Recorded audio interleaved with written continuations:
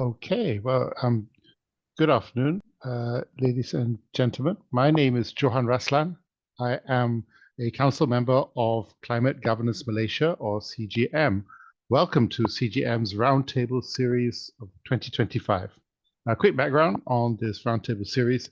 It's a collaborative platform bringing together all kinds of industry leaders, policymakers, academics, corporate players, and the idea is to crowdsource from this group practical policy recommendations basically to government for Malaysia's climate transition. And we've done this before, and it was the first series was done in 2022, and it successfully really helped move the agenda forward.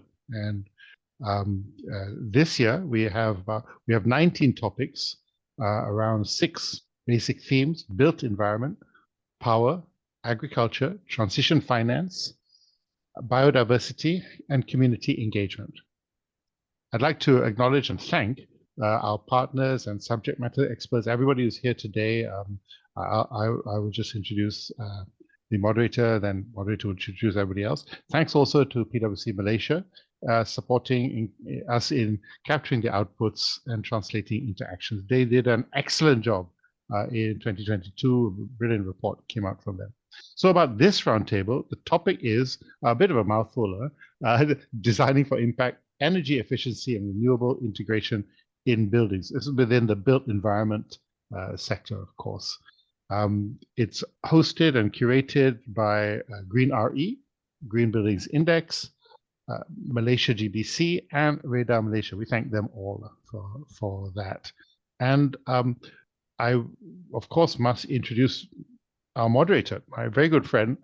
He's my very good friend, but we've never actually met physically. But I know Ashwin really well, strangely enough. So Engineer Ashwin Thurairajah has had a varied career, most recently with GreenRE, and now he is executive director there. Prior to that, he had more than 10 years in various engineer companies and so on, in Hawley and Hawley Parsons in particular. And he's a chartered professional engineer with the Board of Engineers. He holds a master's in electrical engineering from Imperial College London, and he is a council member of MGBC. A few housekeeping notes before I hand over to him. Please use the Q&A box to put the questions and so on. It's easier for them to see. Then they can try to answer them. And at the end of the survey, a Zoom survey will pop up. Please do your answer the survey before you move on. We really appreciate that. Okay, and with that, thank you very much from me. I'll see you right at the end. And over to you, Ashwin. Bye. Thank you. Okay, thank you, Dato Sri Johan. Yes, hopefully we meet in person soon. And welcome everyone to today's panel session, Powering Sustainable Cities, the first of a 5-part series of roundtables in the built environment sector. I am joined today by a panel of experts who will bring diverse perspectives from both the public and private sectors on the topics of energy efficiency and renewable energy integration in buildings. Each of them will do a 10-minute presentation first, after which we will dive into a Q&A section. Now, firstly, to set the scene, primary energy use for electricity generation is the leading contributor to Malaysia's annual greenhouse gas emissions. 90% of electricity generated is consumed by the built environment, roughly equally split between residential, commercial, and industrial buildings. Approximately 3/4 of a building's carbon footprint is due to operational carbon. And in order to decouple energy consumption from economic growth in Malaysia, energy efficiency is rightfully placed as the first and key lever in the National Energy Transition Roadmap. Each unit of electricity saved has a 4 times multiplier effect in reducing primary energy needs. Now, in 2022, as mentioned by Dato Sri Johan earlier, a report of proceedings from the roundtable sessions was compiled by CGM and CAN. The report is downloadable from CGM's website. Today, our panelists will use this as the foundation, present a report card of where we are now and what more needs to be done in order to accelerate our path towards net zero by 2050. Audience members, you can also put forward your views in writing on government policy recommendations or private sector initiatives, as the goal today is to capture concrete practical suggestions that can help Malaysia's climate governance agenda. As mentioned earlier, there will be a Q&A box that everyone can use, and at the end of the session, there will be a feedback session, a survey as well for everyone. Okay, so without further ado, let's begin our panel session. Presenting first is Ahmad Firdaus Kamarazaman. He currently serves as Deputy Director at the Energy Commission, leading the Energy Conservation and Operation Unit under the Energy Efficiency and Conservation Department. Welcome, Firdaus, and over to you. Thank you, Ashwin. Okay.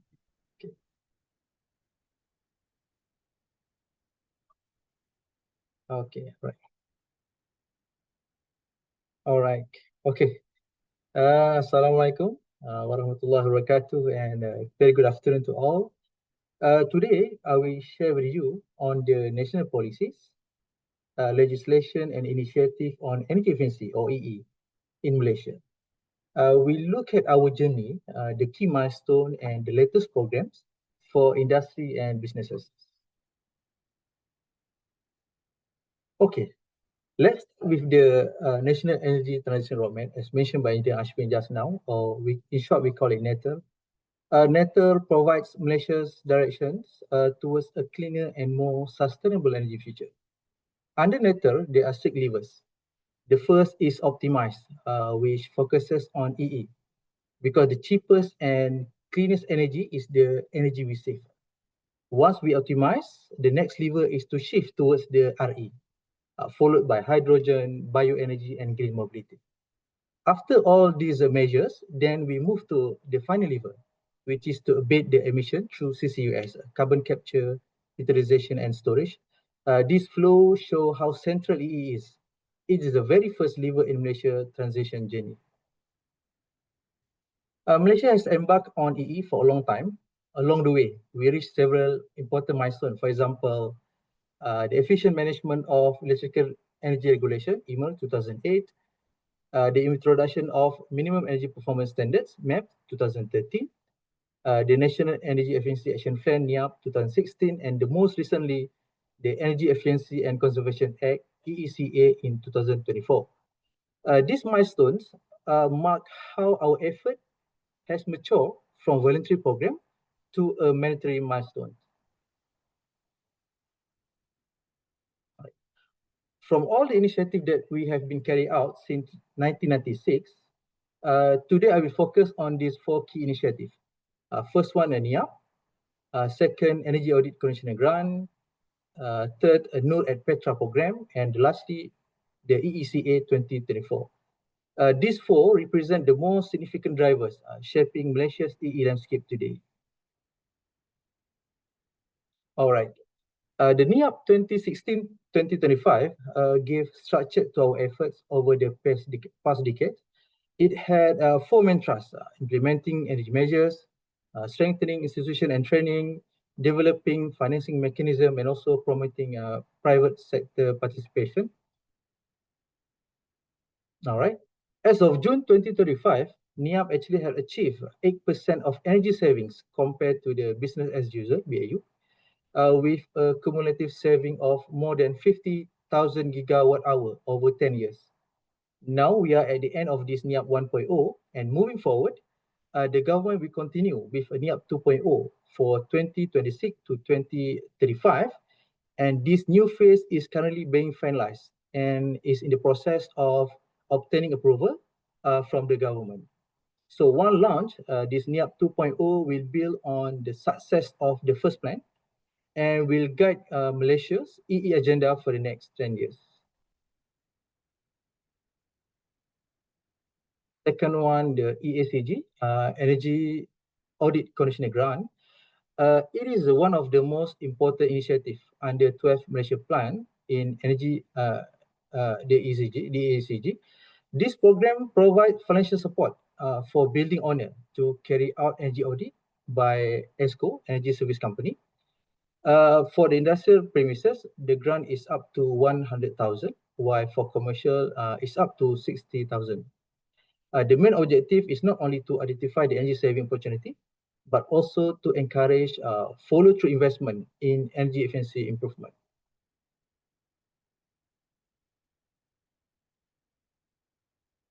Okay, next. So this year, the government has launched Nur at Petra, or Nikmat untuk Rakyat. So this program was formerly known as the SAFE program and now has been rebranded as Nur at Petra. With new appliances introduced to expand the benefit of consumer and businesses, it has two components. First one, Chelliah. So there are rebates up to 500,000 for efficient Chelliah. It is calculated at 250 ringgit per refrigerant ton per premise. And another one for the micro, small, mini as enterprises, which have e-rebates up to 4,000 for small businesses to buy the efficient 4 or 5-star aircon and fridge. Through this rebranded initiative, energy efficiency is made more affordability and accessible, both for large industry and small enterprises, while directly benefiting the people. Okay, now the last one, EECA. Okay, in 2034, we reached a historic milestone with the Energy Efficiency and Conservation Act, which come into force on 1st January this year. This act applies to Peninsular Malaysia and Labuan. Unlike IMA 2008, which focused only on electricity consumption, this EECA 2034 cover both electricity and thermal energy. It making more holistic and impactful. At the highest level, the act is built on 4 main components. The first one is energy consumer, targeting the large user of energy. Second, building, focuses on large office buildings. Next, energy using product. This is to ensure appliances and equipment meet the minimum efficiency standard. And lastly, the registration. This is where we're creating a system for qualified professional and training institution. This slide give a big picture of EECA. In the next slide, I will go through each of these 4 components in more detail. So in EECA, energy consumer is defined by an entity that use more than 21,600 gigajoule of energy in a year, whether electricity or thermal. These are typically the largest users in sector, such as manufacturing, commercial complexes, and heavy industries. Because their consumption is so significant, even a small efficiency improvement can lead to major saving at the national level. Under the Act, energy consumer has several obligations. For example, the first one, they have to appoint a registered energy manager. And then they also have to develop an energy management system, conducting mandatory energy audit by a registered energy auditor. And last is to submit EENC report to the Energy Commission. This requirement ensure that large energy users lead the way in improving efficiency and setting the benchmark for the rest of the economy. Next, we go to the building. In this new act, the building sector is also regulated. At this stage, the focus is on office building with a gross floor area of 8,000 meters square and above. This building must first obtain and then disclose their energy intensity level. They have to comply with a minimum 2-star performance rating in their 5th year. If not, then they have to implement energy audit and followed by to come up with an improvement plan. The aim here is to improve transparency in building energy performance and to ensure that owner takes proactive steps to reduce their energy consumption. The third component of EECA, it regulates energy using product. So manufacturer, importers, and distributors must obtain a certificate of registration, COR. And they also have to obtain a certificate of energy efficiency, COE, for each model of appliances. This is to ensure that their product comply with minimum energy performance standard, MAPS. They have to label the product with a star label before it can be sold in the market. This is to ensure that only efficient products are allowed in Malaysian market. protecting consumers while encouraging technological innovation. Currently, there are 10 appliances under EECA. We can see here, aircon, fridge, TV, etc. By regulating these appliances, which represent the bulk of household and commercial energy use, we ensure that efficiency is embedded in everyday consumption. Lastly, the registration. So EECA set up a registration framework to strengthen professional capacity in the sector. This includes a registered energy manager, RAM. There are two types, type 1 and type 2, depending on the energy consumption threshold. A registered energy auditor, REA, qualified professional to carry out energy audit. And finally, the registered training institution to deliver training and continuous development program for energy manager. This registration ensures that Malaysia has a robust ecosystem of certified experts and institutions to support effective implementation of the Act. Okay, this slide serves as a cheat sheet. It summarizes the whole EECA in one page, so we can see the four components clearly here. All right, to conclude my presentation, Malaysia has made significant progress in energy efficiency from the early programs to regulatory milestones like EMER, MAPS, NIAP, and now the ECA. With a supporting initiative such as the EACG and also the Node at Petra program, we are actually helping industries and the people directly benefit from lower energy costs and sustainable practices. On behalf of the Energy Commission, I encourage all stakeholders to embrace this initiative and make energy efficiency part of our culture and daily operation. With that, thank you. Excellent. Thank you, Firdaus, for your presentation. So you can see the government has certainly been working hard on legislations, policies, and incentives to promote energy efficiency. I like the statistics that you shared for the NIAP, the performance of the NIAP 2016 to 2025. So cumulatively, 52,000 gigawatt hours have been reduced. Although it's a steep curve, so most of the savings have come in the later years. We use about 150,000 gigawatt hours cumulatively annually, right, in the country. So that, as you said, in the last year, it translated to about 8% reduction, right? But still a long way to go to hit the NETR's objectives of about 25%. But good to see that we're on track. So we've reduced or avoided, right? That figure is reduced or avoided. Okay. All right, but it'll probably get a lot more challenging as we electrify transport and cooking and so forth, right? But good start. Thank you. Next up, we have Kaveta, Chelliah. She leads the energy efficiency and sustainability business at Opus Energy Sdn Bhd, which is a subsidiary of Agenta's Asset Consultancy Division. And she also serves as Assistant Honorary Secretary at the Malaysian Association of Energy Service Companies, MyESCO. Over to you, Kaveta. Welcome. Right. Yeah, thank you, Engineer Ashwin. Let me share.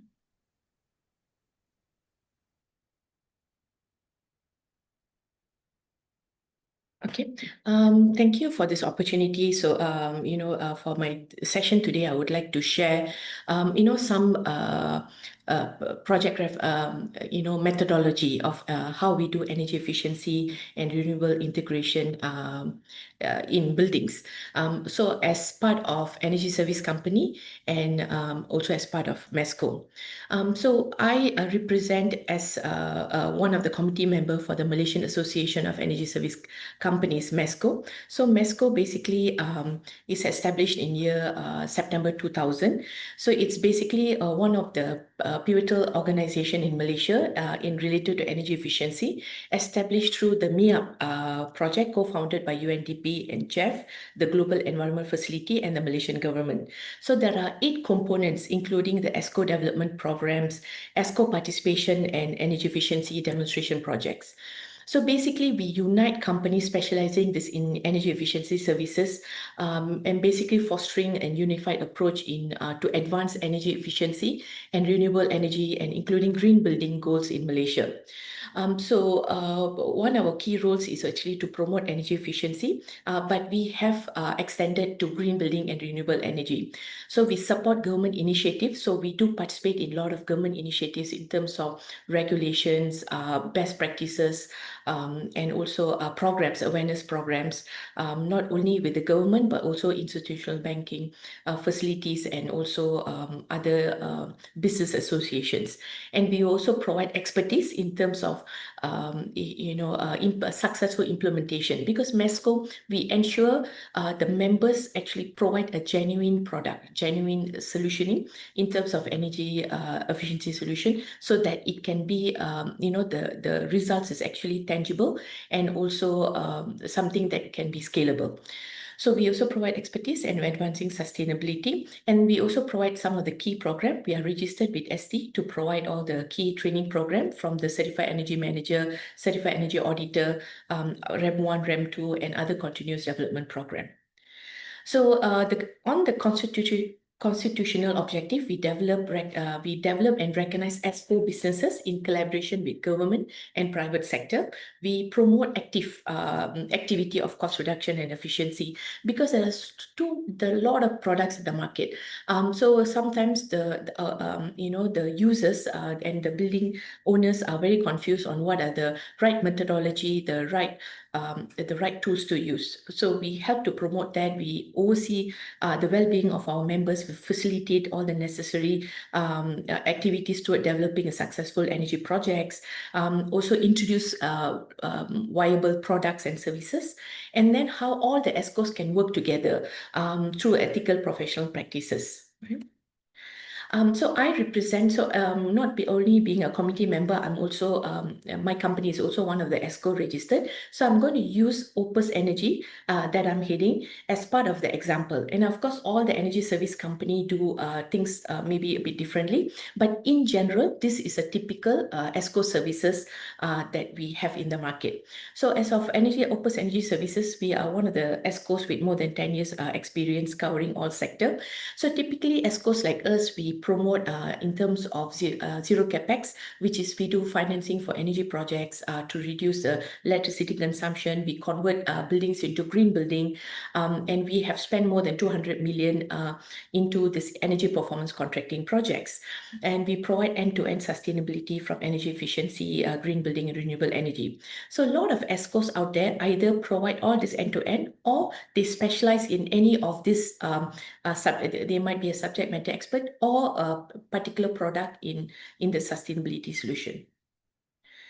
So this is an example of commercial institution worldwide towards their commitment towards sustainability that emphasizes on sustainability, minimizing and mitigation operational expenditure.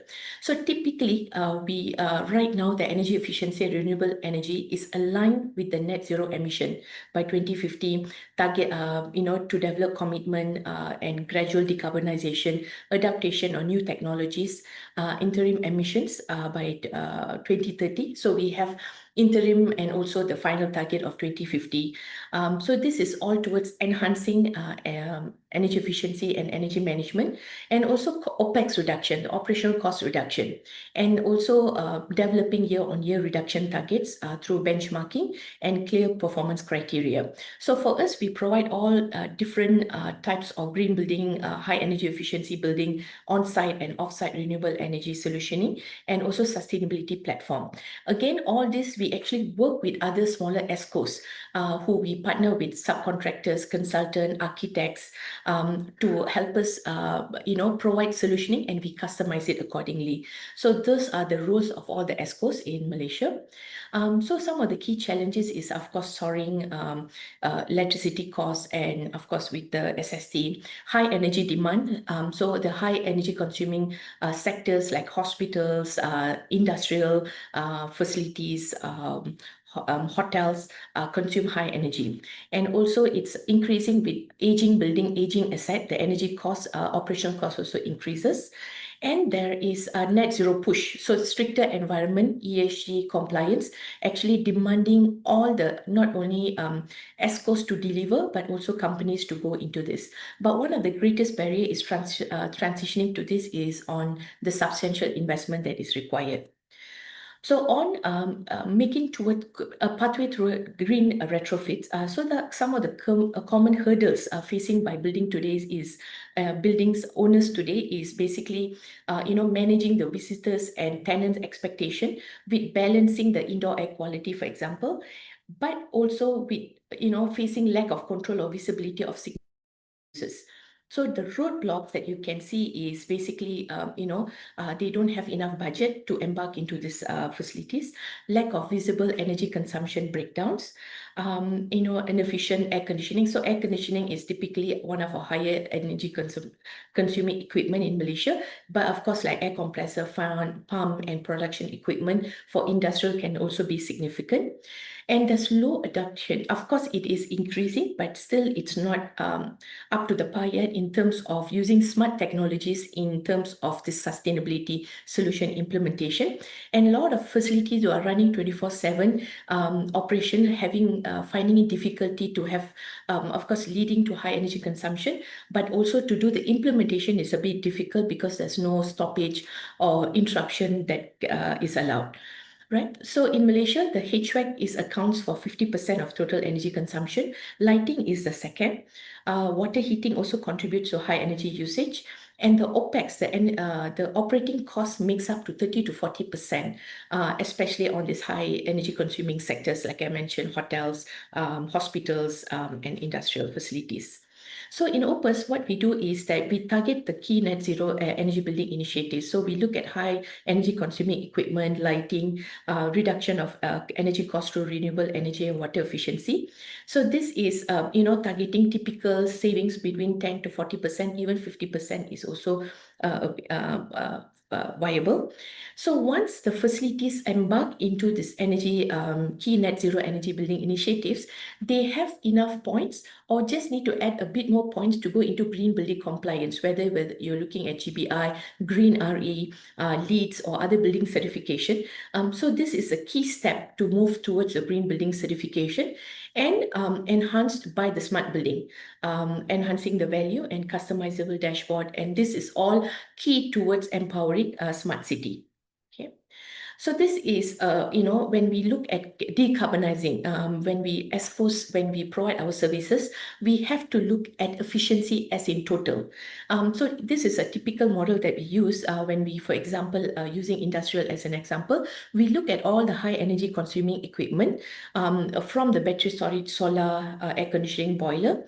We provide the end-to-end solution with zero capex model. And one of the core that ESCO provides is the performance guarantee. And through the energy performance contracting, we also do operation and maintenance, comprehensive operation maintenance with smart technology, centralized monitoring. And also we can also include the green building certification as part of that. So this is how you convert a building into high performance building by incorporating all these key details.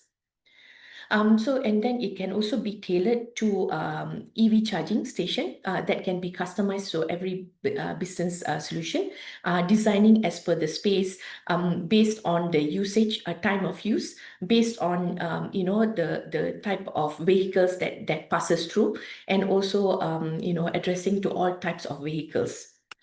And battery storage, now battery energy storage system is going to be compulsory as part of the solar PV projects under the government initiative and scheme.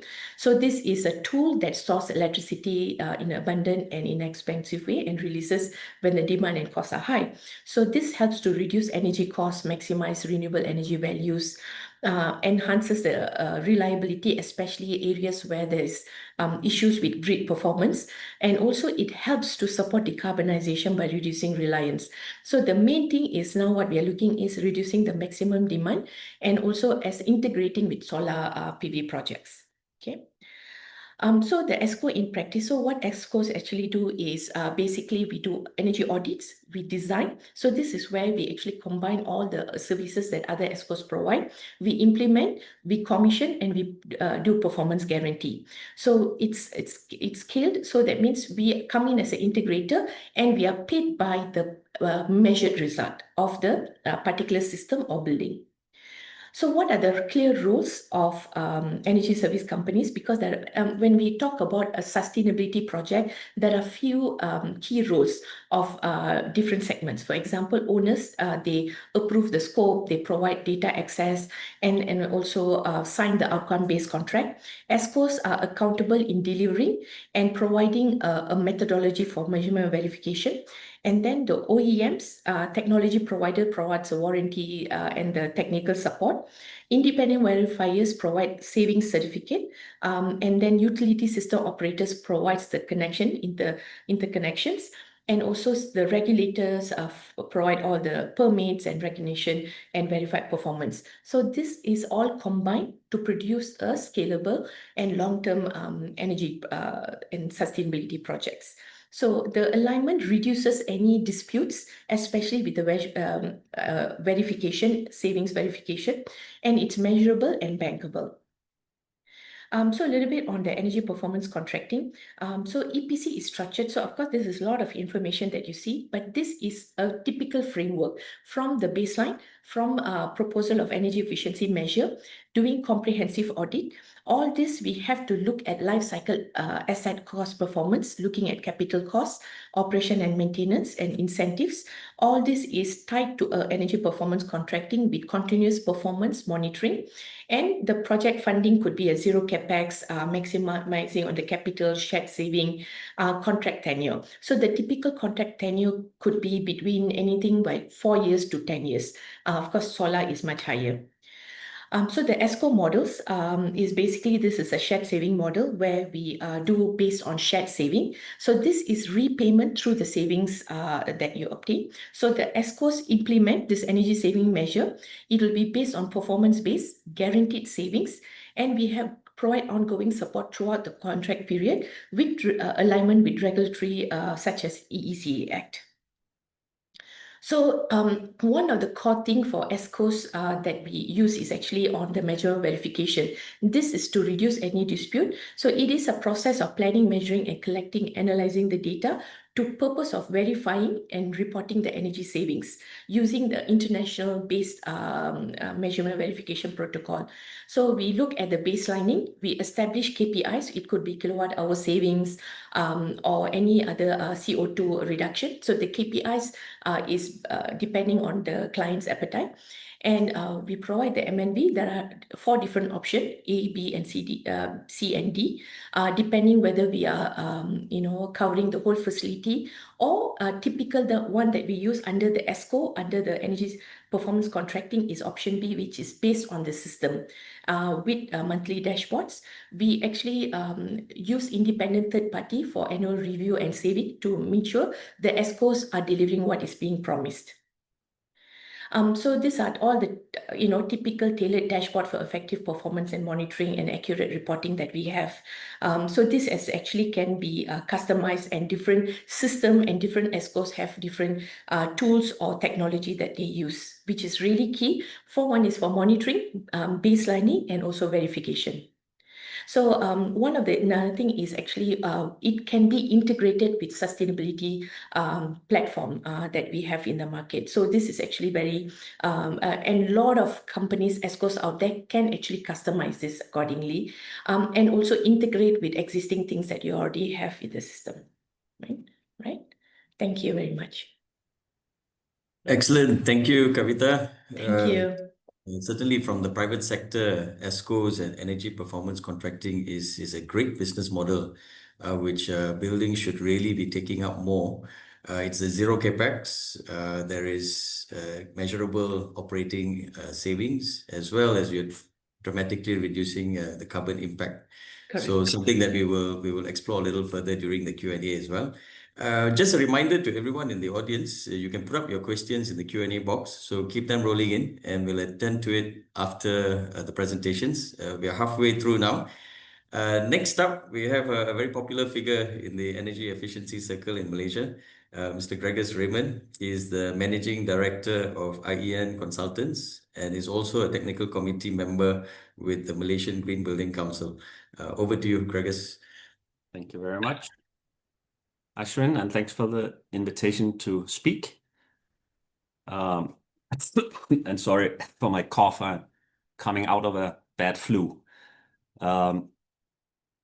Okay, so I would like to speak about something a little bit new, and that is the shifting scene. Also, since we had some new tariffs coming from TNB on 1st of July of this year, where, for example, for the medium or high users in industry, the maximum demand tariff went up by a lot, and the amount of electricity that you consume, the kilowatt hours or sort of ringgit per kilowatt hours, dropped. So in other words, it becomes much more important to reduce the maximum demand of buildings if you want to keep your electric bill low, at least for the sort of higher consumers. So on that note, I'll talk a little bit about building as batteries, which we have done a project on already, as you see on the photo. And I'll show some brand new simulation results we've done to how to optimize the energy storage and when to store the energy. So this is a building in Gombak, and we basically built it with 3 different storages. You have your battery, electric battery. Then there's a thermal storage, which is some water tanks, big water tanks. And there's also a floor slab cooling system. So basically some pipes embedded in the RC slab of the building.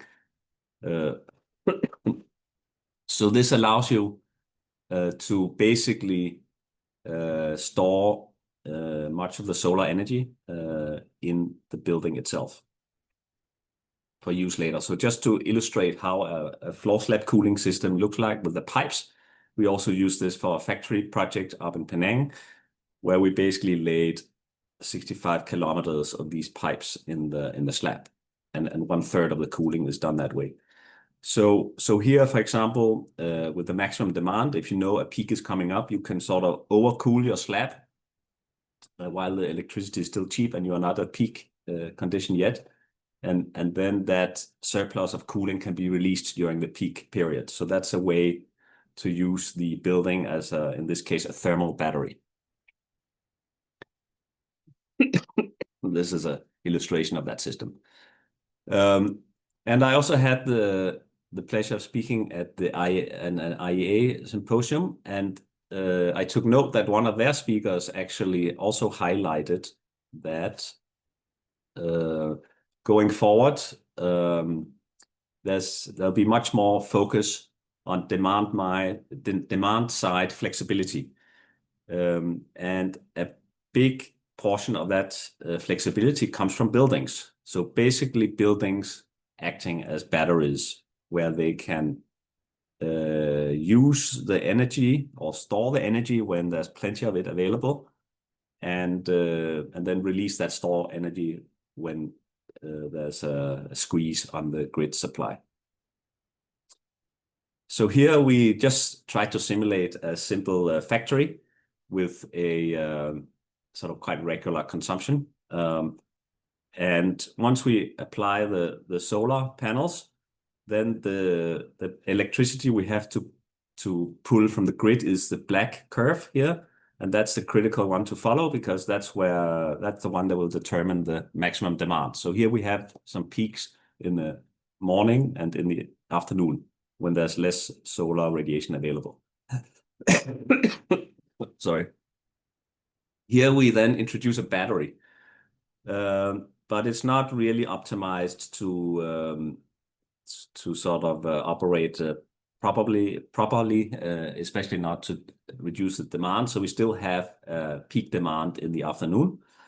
So our maximum demand charge will still be high. So what if we control it? And here you can see we have managed to level the energy consumption, the maximum demand, by a good deal. I mean, it's almost flat during the day. And this is done, as you can see, by charging up the battery before the building starts operation. So we can take off that peak consumption in the morning, so we don't have a big pull from the grid. And we also tried some other controls. So basically, yeah, we're sort of studying. I mean, I think a big task going forward for us building consultants. So, and I think we also just heard this from Kaveta, that we basically need to help the clients to optimize their energy systems and their storage systems.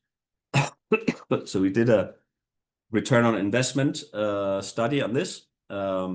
And basically, we looked at how much PV should we install. This is at the bottom axis here. It's how many % of the maximum demand.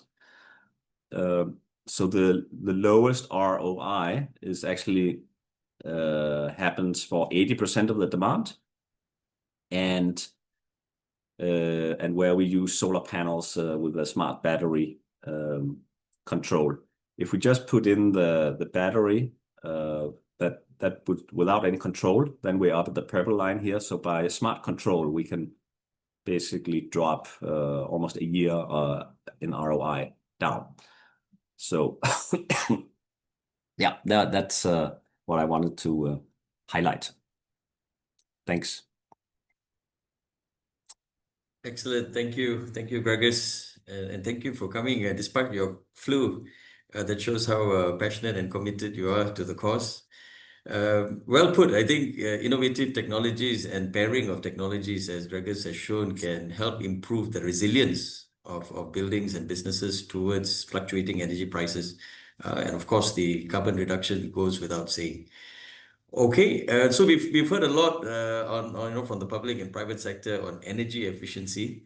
Now, a building can only reduce so much. The rest of it will have to be sourced sustainably. And there's no other better way than through rooftop solar. We don't have to clear any land. It's unused space, and there's tremendous potential, I believe estimated to be over 20 gigawatts, right? Just from the use of our roof spaces. So without further ado, I'll pass this over now to Lionel Yap. He is a founding member and secretary of the Malaysian Photovoltaic and Sustainable Energy Association, MPC. This was formerly known as the Malaysian Photovoltaic Industry Association, MPIA. A very popular speaker as well in the solar circles. Over to you, Lionel. Welcome. Thanks, Ashwin. Thank you, everyone, for taking time out to have a listen to what we have to share today. And yes, I'm glad there's so much shared prior to this, because everything that was shared before RE comes in actually makes us look good. Because for the record, energy efficiency should always come before renewable energy. But you know, things happen in very different ways in this country. So here we are. Anyway, if you can have the next slide, you will see a mess of numbers here and a lot of words in the following slide. Next slide, please. Yeah. So I'm going to leave this up here for a while, and I have to put this slide into context. Back, please. What happens was... Yes, I believe that was the right slide. Sorry, there's just a bit of a lag. Maybe. Yeah, just so excited with the tapping. We'll leave it on this, yeah. Okay. Yeah, just leave it here for a while. Okay, so what we have here is a snapshot of what we thought, our opinions, in July. All right, if you can zoom in and out of this slide, it's something fun you can do in Zoom. And you can see here in the bottom left-hand corner, there's this 4-lettered word. Not that 4-letter word, but the ATAP program that has just recently been announced. Now, this program is the, I believe it's called the Accelerated Transition. Yeah. This is for us to take up and adopt at a faster rate, batteries and solar. I'm really excited about what is happening here and what Greg has just shared about energy storage.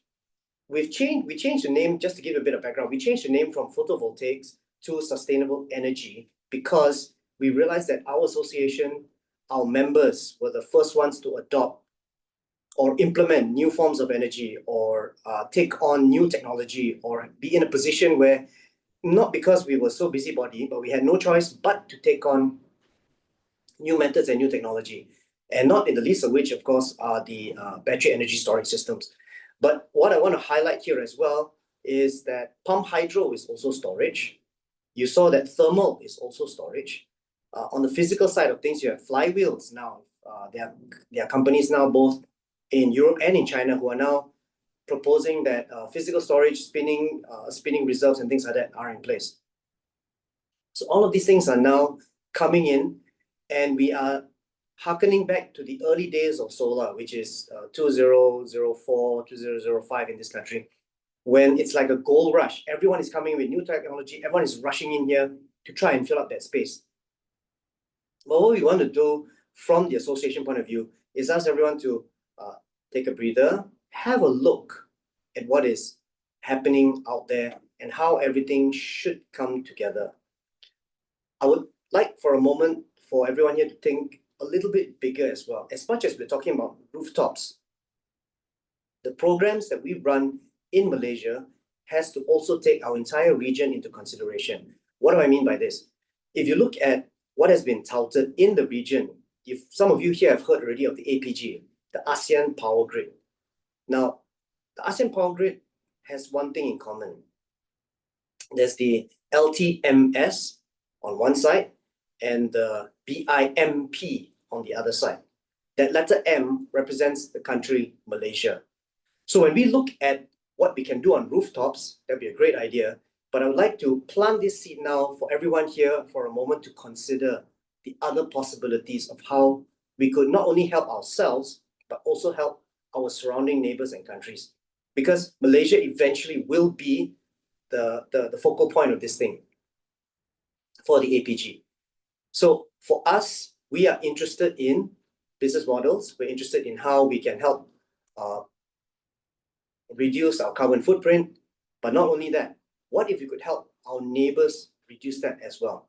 Now, all of this here, you will see that some of the comments that are made in the tables that you will see around you here, if we can just shift around as well to that side. No, that's that side. You will also see that all of this was in anticipation of what ATAP would be. Now, the following slide, if we can just jump to the following slide, is a comparison between the net energy metering program, which we were all hoping for, but didn't quite eventuate, and the ATAP. Now, yeah, next slide. Okay, this is the one. So this is an overall view of what the comparisons are and how things are. Now, if you look at what the ATAP is doing, it is the government sort of pressing a little bit more on the gas to be able to open up the market.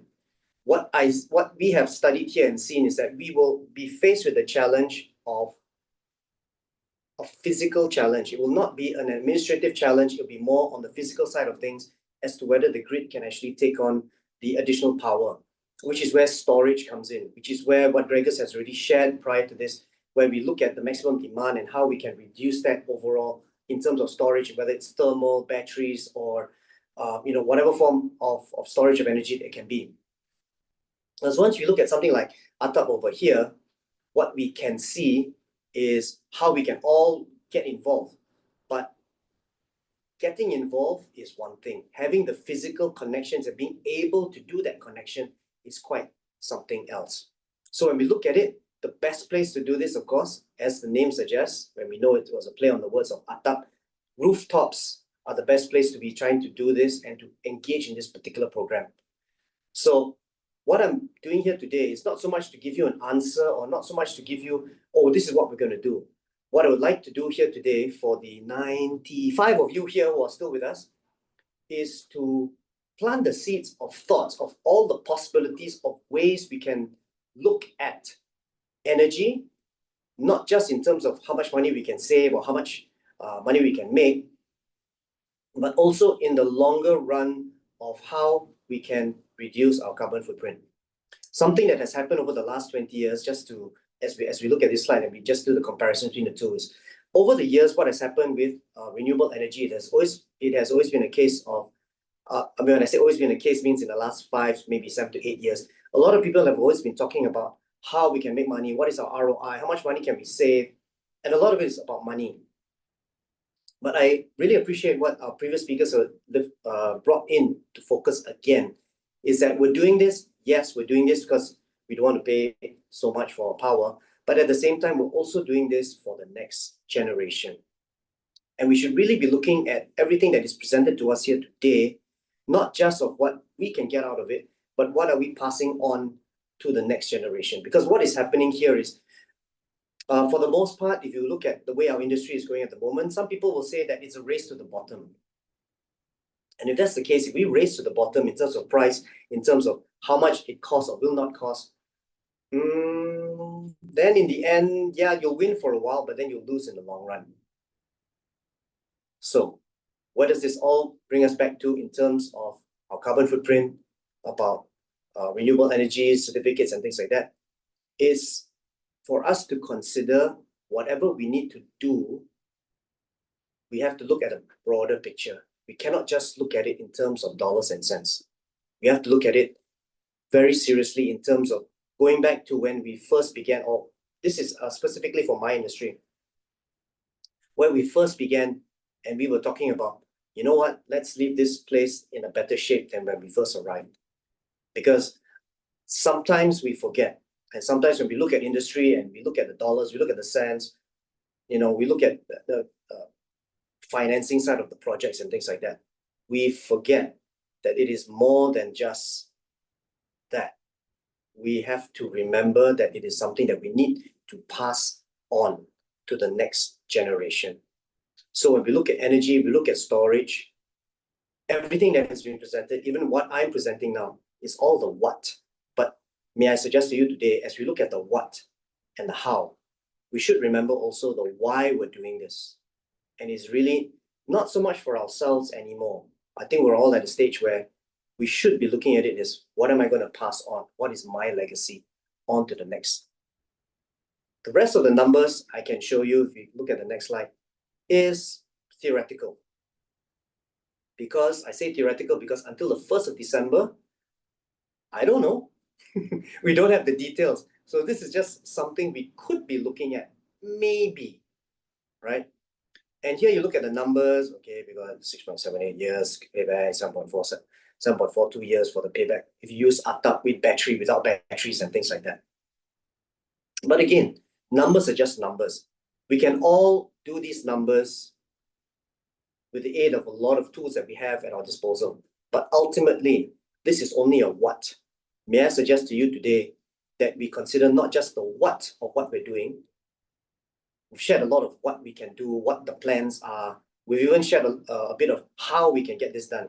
I don't want to dwell in on technical details because the thing about this industry of renewable energy, those of us who are involved know that whatever I'm telling you today now, it's probably going to be different 3 months from now because the industry moves that fast.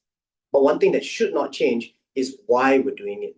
And I think as at a national level, at a regional level, with all this, we should be focusing back onto that one thing. Why are we doing this? And really, it's because we want to pass on what we have, state of our planet, in better shape than when we first came in. All right.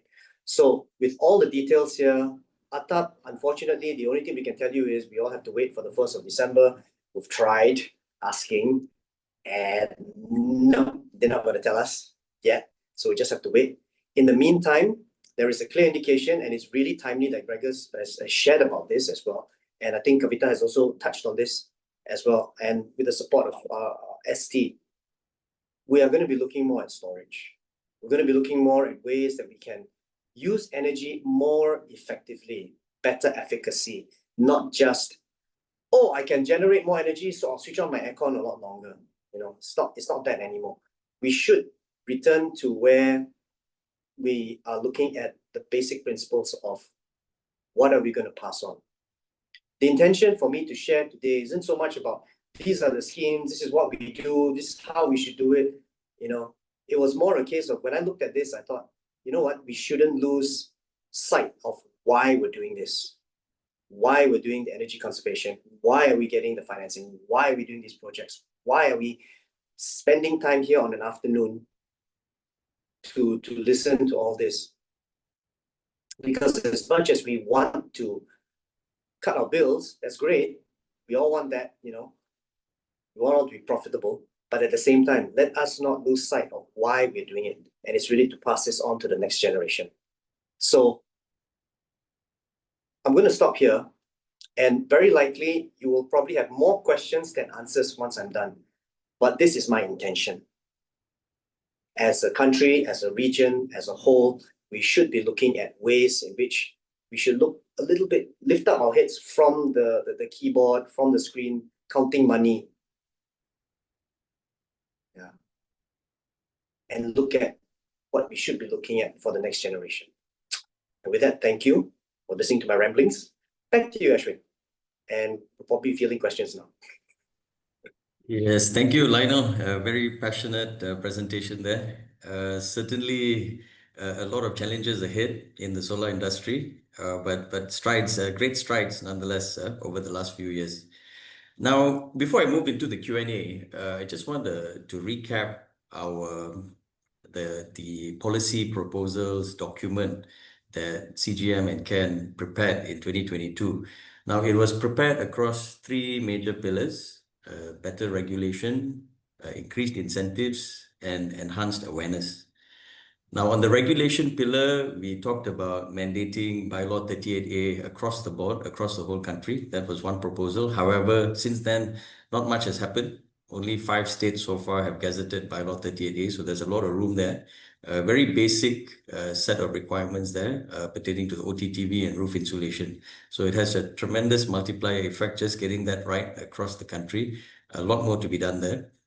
We talked about mandating MS 1525, which is a Malaysian standard for energy efficiency for commercial buildings, and MS 2680 for residential buildings, mandating the latest iteration, right, into the building codes. However, not much has happened. We are seeing some local authorities looking to enforce this, but not much has happened in that space. Nonetheless, there is a silver lining. The Energy Efficiency and Conservation Act that we propose should be put in force as quickly as possible has now officially been gazetted, as Firdaus mentioned earlier, on the 1st of January this year. So that has been done on the regulation front. Now you can refer to the report for more details. On the incentives front, yes, there was the MIDA tax incentive now co-opted to MGTC, which is still in force. We also proposed some increased incentives. We've seen some of it come into play. The energy audit conditional grant that Firdaus mentioned earlier, that has been fairly successful. There's also a chiller upgrade grant that has been put in place under SEDA, as well as a SAVE program, right? Also under SEDA, which is for consumers when they buy air conditioning and refrigerators. However, it has had limited impact, I believe, because it's not a big sum, but a start nonetheless. So the incentives front also, there's a lot of room to grow. And awareness, yes, I think it can be as simple as that. Kaveta has put forward business models where there's really should be a no-brainer. But I think there's a lack of understanding, misunderstanding over the risks involved, perhaps. And that is where I think awareness and sessions like this are very important. And continued engagement across all levels of society, right? Very, very important. So that's a quick snapshot of where we were. Now, I'll perhaps start off the Q&A with the three private sector panelists today. Maybe I can start with Kaveta. What would be your top ask, right? The number one change you feel that is necessary to accelerate the adoption of ESCOs and EPCs in the building sector in Malaysia? For energy efficiency, it's quite straightforward, the policy and regulatory support. So with the clearer enforcement of the EECA Act, which we waited for so many years for this act to be mandated. So this is a very good thing for Malaysia, and with the National Energy Transition Roadmap. So, there should be more stringent, adaptation, mandatory energy efficiency targets for large energy users, and also with wider recognition of all the models that's available, because we understand that the capex is the greatest barrier. Even organization with very minimal capex. You see, when you have a very minimal capex, you can't do it optimally.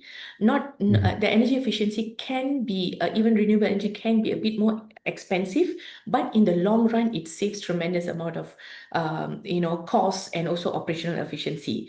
So there should be more wider recognition on these programs and the incentives for the rebates. And also, more awareness and educational, because there is lack of trust in terms of, understanding the ESCO roles, ESCO responsibilities and all that. And more case studies should be used as benchmark. So we have done a lot of energy performance contract projects with government agencies, such as hospitals. Government hospitals are remarkable, only up to 45% savings that has been done. So all this need to be converted into case studies. And then standardization of contracts, performance guarantee, because there's with many ESCOs, there are different standards that are being followed. So we should have a more, a standardized way. So with the EECA Act and all the, guidelines and regulations that's in place, I think it just should be a stringent follow-up and advocacy in terms of those implementation. Excellent. Yeah, lots of suggestions there.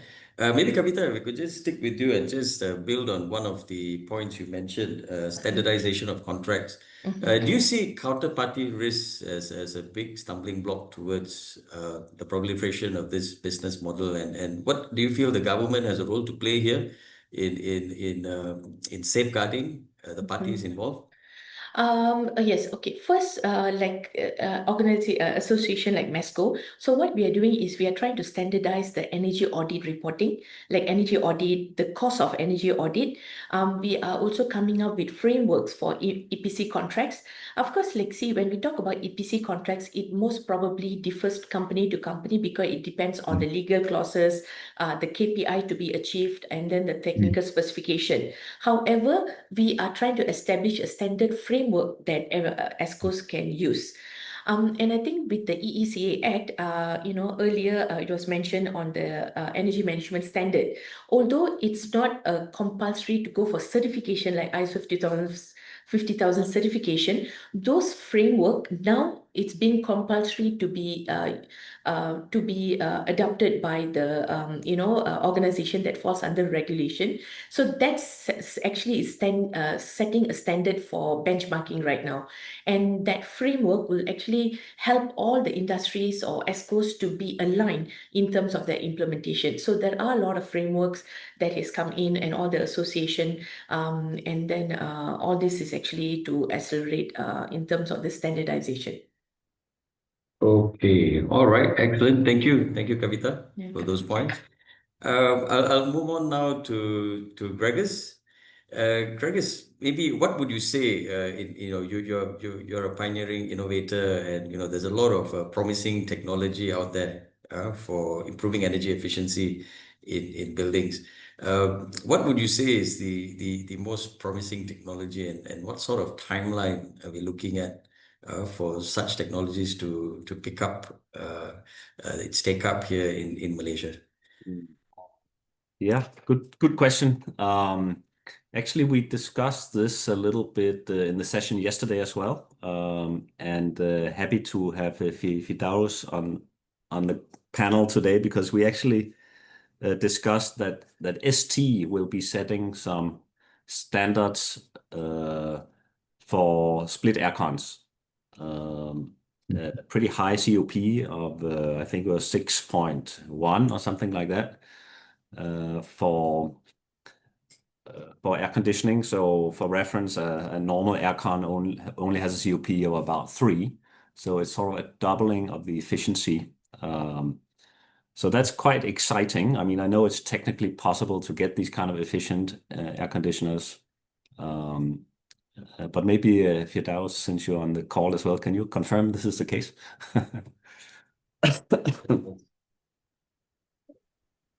Yeah, with the new act, we always revising the standard of performance for each appliances. So every 5 years we do a revision.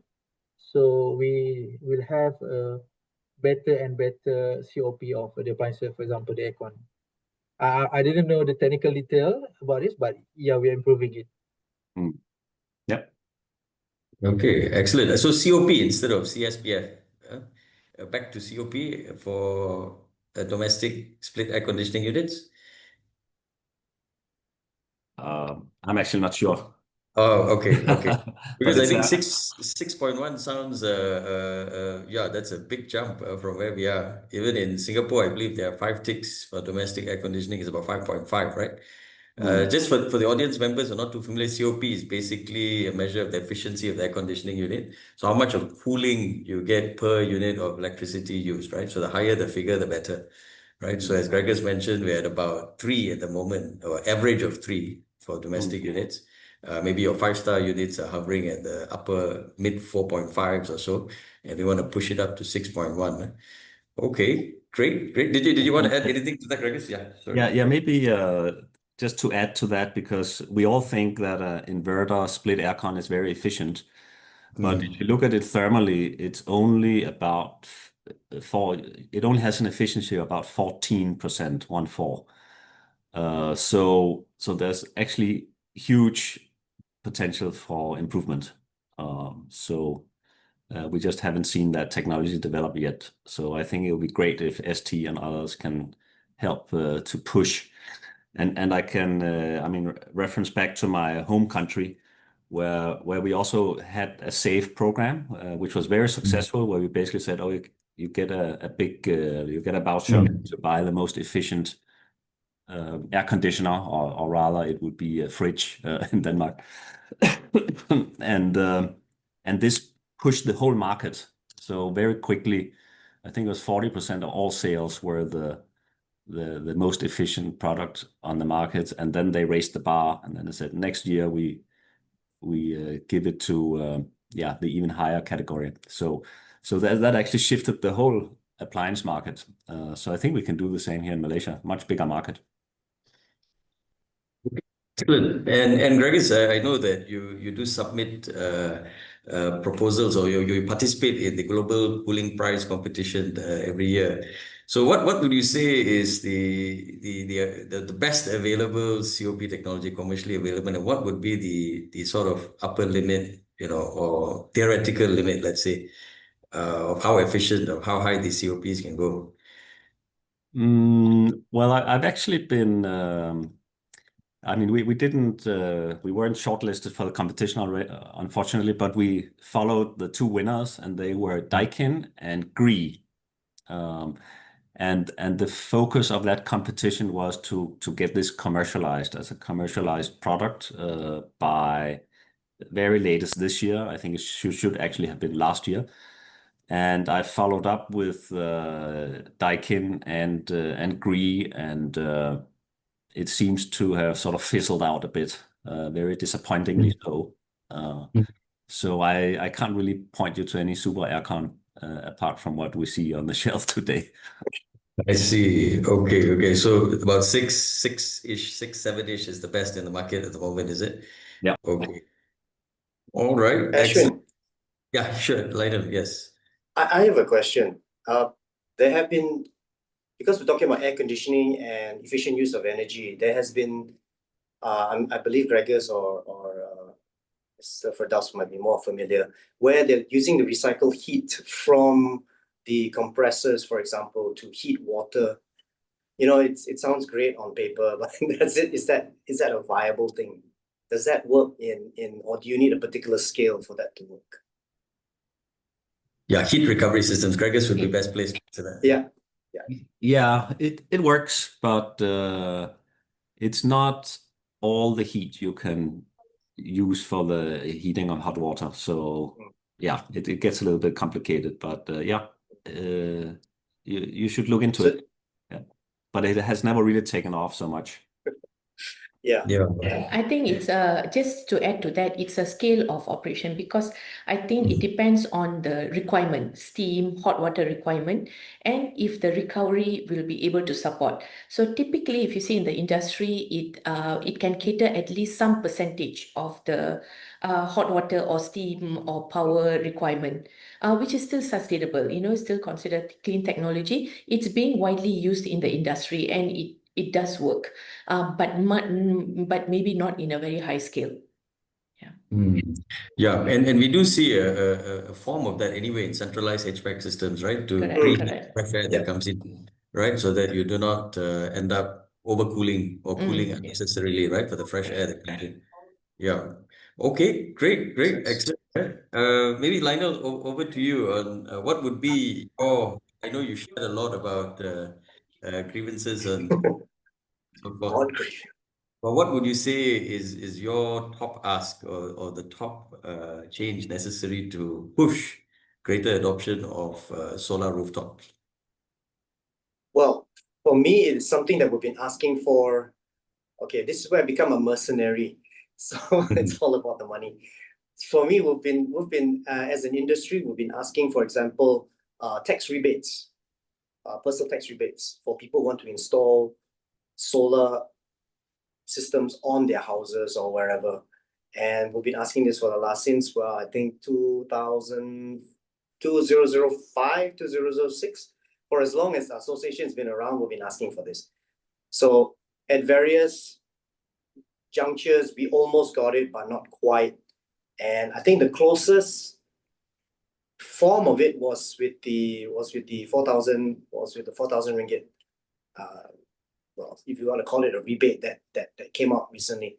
But to be fair, that was targeted specifically at those sitting on the fence. And once that extra 4,000 was there, everyone just kind of dropped over and went over to the other side. In a very similar way to what Gregors was saying about the appliances as well. Once that was there, it was a no-brainer. Everyone just shifted over and carried forward.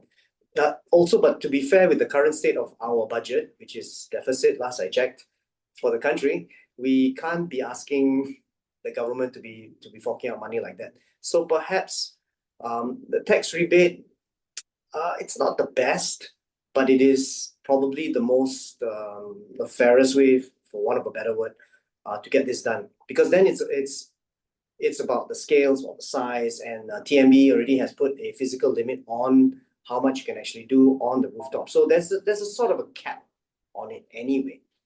But that would be something. The other thing that comes to mind as well, of course, is the fast tracking of a lot more of the application processes that we have, right? And this one, to the authorities' credit, I have to say our engagement is a lot higher than what it was when we first began.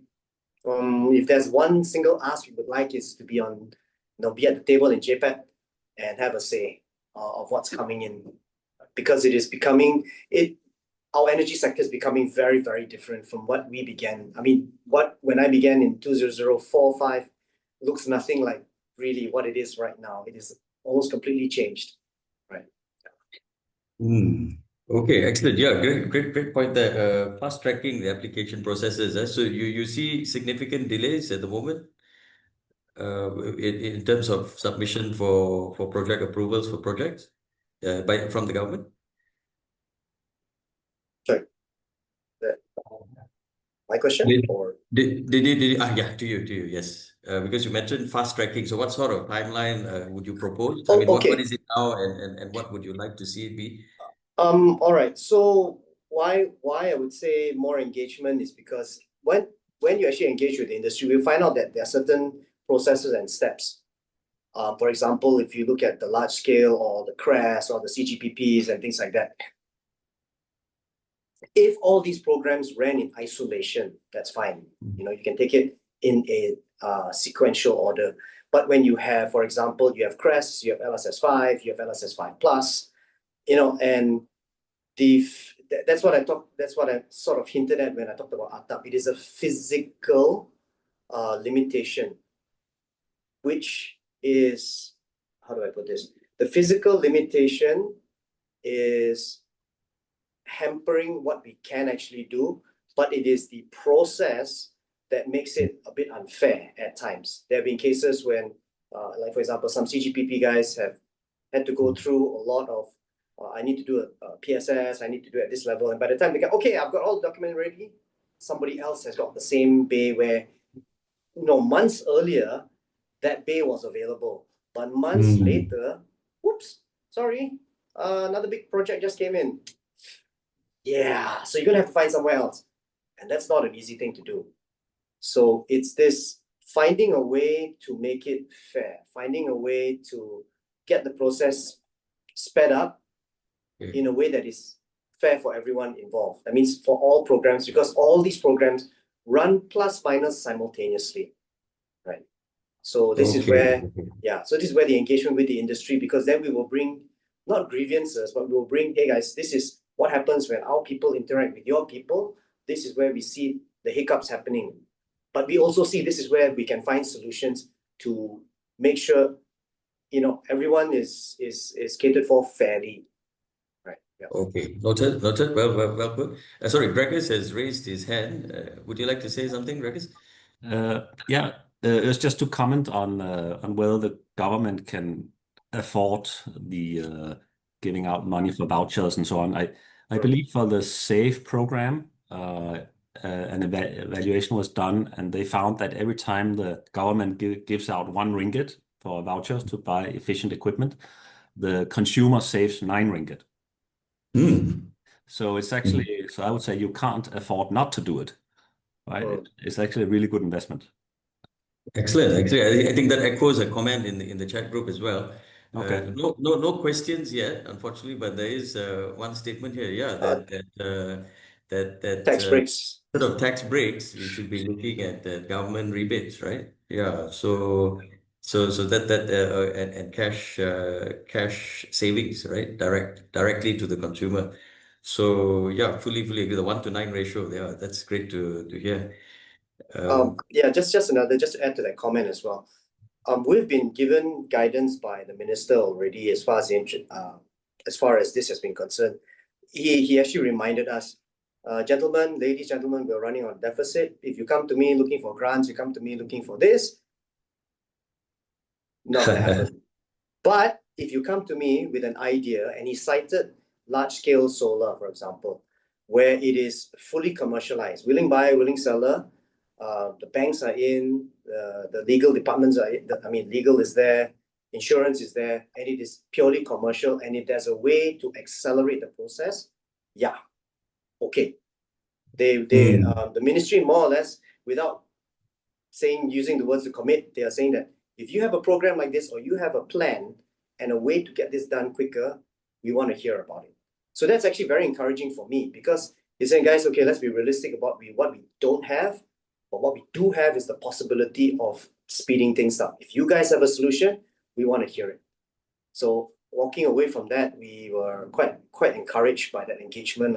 And this was not just to the energy industry, this was across the board to a lot of other stakeholders as well. So I think that's a good place to be right now. And then ball comes back to us, and then we have to go and crack our heads and think, how are we going to accelerate this process?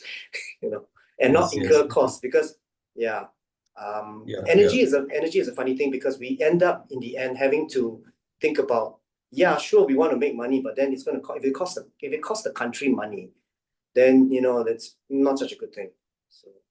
So different way of thinking now.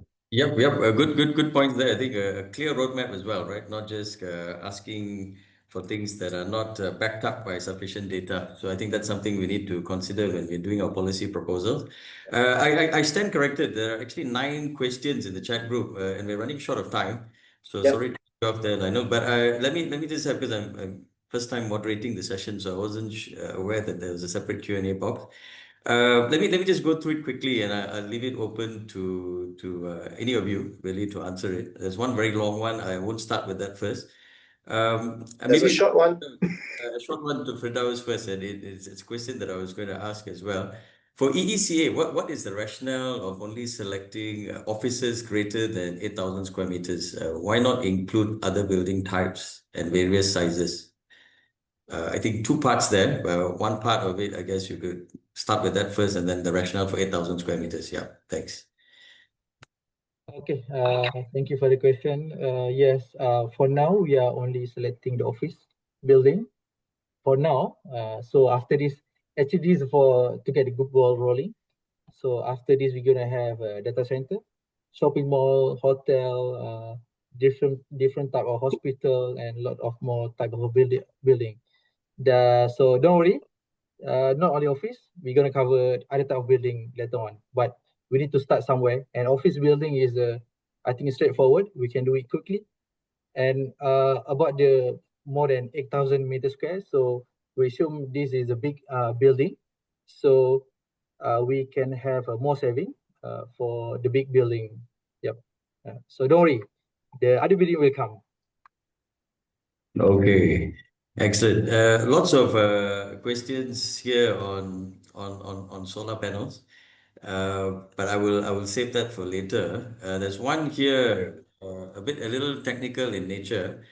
So it can be Gregors or Kaveta. It's about buildings being freezing cold and the thermostats not working or not placed in the right place. So what would be an easy and cheap way to have effective thermostats working as they should be? Is it that it's not working or not located in the right place? Any of you, Gregors or Kaveta? Maybe I can get started. So typically, I mean, this is a very common complaint that we have in Malaysia. Only, in Malaysia, we have a hot climate and we wear, our jackets inside the room. So why this happens is, first is because of the lack of proper maintenance. We are not saying that people are not doing maintenance. It's just that when we look at energy efficiency and optimizing the system, typically we don't know how to do it right. So that's why all these energy audits and assessment help to identify what are the initiatives. So there are low-hanging fruits, like you said, adjusting the temperature and all that, but that is just a interim measure. Then we look at how we can optimize. Is there any sensors that we can put in, any VSDs that we can put in? Typically, this issue is on the air side. So we call it water side and air side. So although for energy efficiency, we focus more on, replacing the chiller and optimizing the chiller, we often don't look at optimizing the air side. So this has to be done as a system-wide.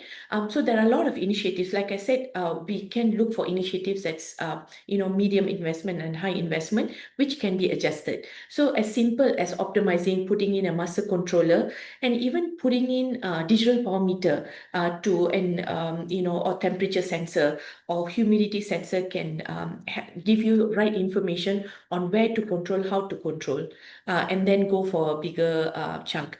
And typically, it's easy. It's hard to get, so to say, investment to do these things for most of the building owners. However, if you put it in, when you do it right, when the proposal is done right, with the cost reduction on the cost reduction benefits, the dollar and cent, then your bosses will be more. They will open eyes to say that if we do this, this is how much we can save. So, for example, the green building, when we go for green building, not only is the certification, but how much energy and cost reduction that we can do, for this project. So that's like, many things, but those are the steps that we look at. Yeah. Excellent. Many variables there. And I'm sure, Kavita, if they want more clarification, they can reach out to you, right? Yes, definitely. Please do reach out to the speakers. Many questions here, we won't be able to answer all of them. However, we will answer it, not answer all of them now live, but they will be answered. Okay, there will be a response from the speakers. Since we've only got about 7 minutes left, so I will now just go back to Firdaus very quickly. I do believe there's a question here from Mr. Lalchan. Why do SAVE programs support 4-star models? The incentive should only apply to the 5-star models. Now, I thought it was only 5-star. Is it true that 4 stars are supported as well? Yes, correct. Because 3-star is average. So 4-star is still a good performance based on your pattern of consumption, how you use your aircon. Yep. I see. So maybe we should consider only 5-star going forward. Yeah. Okay. Then look into that. Sorry, not to put you in the spot. Maybe just while we're with Firdaus, there's this one question that I wanted to ask. You mentioned the NIAP 2016 to 2025. I know now the 2026 to 2034, right, is being drafted. So what is the government's roadmap with the NIAP, and what is the intention of NIAP, and what sort of avoidance or reduction of energy is being targeted? I know you achieved 8% in the first 10 years. Is there a target for the upcoming 10 years in terms of gigawatt hours? Actually, we have all that in pipeline already. We have that because we have a consultant doing the study, and now we are fine-tuning it. But I can mention it here because it's not being published yet. But we will get the news on the NIAP 2.0 by this year. In the process of getting approval, all are in place. But yeah, I can't say it now. But we wait for it. Yeah. Okay, excellent. Yes, look forward to it. I know ST is hard at work in getting this done. Lots of headlines lately on ST with the act and policies and incentives. So that's great work there. Okay, before I proceed to wrapping it up, one last technical question. I think that'll be quite interesting for Gregors. There's a question here: as a domestic consumer, can I incorporate the underfloor cooling system that you put forward in your presentation together with the battery storage for a house? Is it possible? Yeah, I mean, anything is possible, but I think it's most easily implemented for new construction because you have to embed pipes in your ceiling or in your floor. So the way it works is you basically cool down your slab, right? The other risk is most people will just open the windows once in a while and have cross ventilation. So if you cool down your slab to below the dew point, so if you go down to 24 degrees or something, you will start to have dew forming. So you have maybe even rain coming off your ceiling. So I would not recommend it outright. But you could maybe operate it at a higher temperature, 25, 26 degrees. You will still feel some cooling, but you have to stay clear of the dew point from outdoor air. I see. Okay. So a lot of technical considerations there. Yeah. Okay. I may need to trouble Lionel to do some typing later. Lots of questions for you, Lionel. Can you see the Q&A box? If you could type in your answers after the session, that'll be great. Yeah. They should lots of some technical PV related questions and so forth. Since we've only got 3 minutes, I would like to move on to the closing remarks. Before I get all of you to just make your last 1 minute pitches, just a quick recap. I think Kaveta put forward more stringent EE targets. We need to see more out of the EECA in the coming years, and standardization of contracts, wider recognition of the various business models for EPC. Gregors talked about pushing for higher COP standards, which is in the works as well. And then of course Lionel said we should bring back rebates for solar panels investments, especially for residential purposes, and fast track the application process. That's not going to happen. It's not going to happen. And of course, has talked about. It's a nice to have, but it's not going to happen. Yeah. Well. Just ask. Yeah, just ask. No harm. But, Yes. And of course, we'll await the NIAP, the next iteration of NIAP, which Firdaus's department is actively working on. Okay, so maybe we'll go in the order that we started. Maybe a closing remark from each of you before I wrap up. Thanks. Okay. Thank you everyone for participating in today's session, a roundtable. Very good session. So on EECA, I believe everyone is waiting for it from a long time ago. So now it's on the table. So I expect we are all going to work together on it to make it happen. And this until today, I never heard something like complain about the EECA. So I believe everybody is happy with it. So let's work together on it. Yeah, that's all from me. Thank you. Thank you, Kaveta. Okay, so I hope everyone don't see energy efficiency or sustainability project as a cost. It should be seen as an investment. There are a lot of mechanisms, there are a lot of good ESCO companies out there, there are a lot of good technologies. So do shop around and look for the right partners. Look at a building as optimizing the entire building, not just segmenting. However, keep your options open and start small. Start small. There are a lot of free awareness talks, and also free. A lot of ESCO companies can just give like a lot of inputs and opinions. So reach out, and then you can reach out to me, and I can connect it to all the MESCO members, for example, and so that you can understand better what is your value of energy efficiency and sustainability project that you can do. Thank you, Kaveta. Gregors? Yeah, I'd like to highlight true energy pricing. So Malaysia is now going through a phase at long last, getting rid of direct subsidies to energy.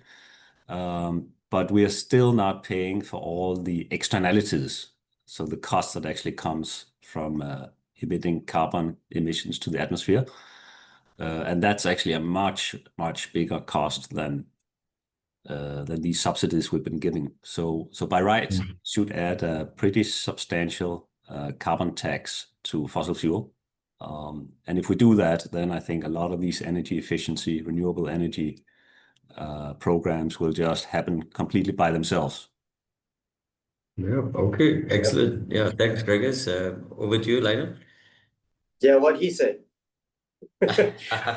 No, seriously, because the moment energy efficiency and the carbon tax, we've already had engagements on the carbon tax, and it does look, as in Gregor's words, it does look substantial. For us, the only ask I would have is the same thing: continual and closer engagement with the industry, so that we can to gain a positive feedback loop, so we can further refine. I don't expect refinement to come instantaneously overnight 100%, but if we can just refine the process, every month, every week, whatever it may be, a little bit at a time, by the end of the year or the end of end of a 12-month period, we would be a lot better than when we started, and the government would have a much clearer picture of what is happening on the ground, and programs we run would be that much more meaningful. It's already meaningful, but we can always make it better. Well said. Excellent way to conclude the panel session. Dato Sri Johan, would you like to say anything? Thank you very much, Ashwin. Our audience, please don't forget there's a Zoom survey at the end of this. Please give your feedback. We really appreciate it. Stay tuned for more roundtable sessions during the course of October. And there will be, there's